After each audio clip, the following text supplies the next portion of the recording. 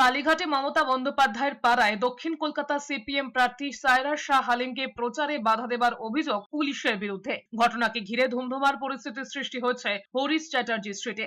জানা গিয়েছে, হরিশ চ্যাটার্জি স্ট্রিটে ঢোকার মুখে যে ব্যারিকেড থাকে, রবিবার সকালে সেখানে পৌঁছন সিপিএম এর নেতা কর্মীরা। কলকাতা দক্ষিণের দলীয় প্রার্থী সায়রার হয়ে প্রচারে গিয়েছিলেন তারা। সেখানে ব্যারিকেড ভেঙে এগোনোর চেষ্টা করেন তারা। ভোটারদের সঙ্গে কথা বলতে চান, প্রচার চালাতে চান বলে জানান তারা, কিন্তু সেখানে তাদের বাধা দেয় পুলিশ। তাতেই ধুমধুমার বেঁধে যায়, বাদানুবাদ গড়ায় ধস্তাধস্তি পর্যন্ত। মীনাক্ষীর দাবি, প্রার্থী সহ 3 জন হরিশ চ্যাটার্জি স্ট্রিটে প্যাম্পলেট বিলি করতে যাবেন বলায় পুলিশ আটকে দেয়। এই নিয়ে উত্তেজনা ছড়ায়। মুখ্যমন্ত্রীর পাড়ায় কেন প্রচার করা যাবে না প্রশ্ন তোলেন ডিওয়াইএফআই নেত্রী মীনাক্ষী মুখোপাধ্যায়। যে মুখ্যমন্ত্রী রাজ্যে গণতন্ত্র প্রতিষ্ঠার কথা বলেন, তার পাড়াতেই গণতন্ত্রের এই হাল। কটাক্ষ মীনাক্ষীর। এলাকায় 144 ধারা জারি রয়েছে, তাই আটকানো হয়েছে বলে দাবি পুলিশের। আপনাদের ভরসায় আমরা রাস্তায় নামি, আমরা মেয়েরা আপনাদের এই জড় পদার্থের মতন অপদার্থের মতন চেহারাগুলো এই পশ্চিমবঙ্গে গুন্ডাদের বুকের বল বাড়াচ্ছে, চোরদের বুকের বল বাড়াচ্ছে।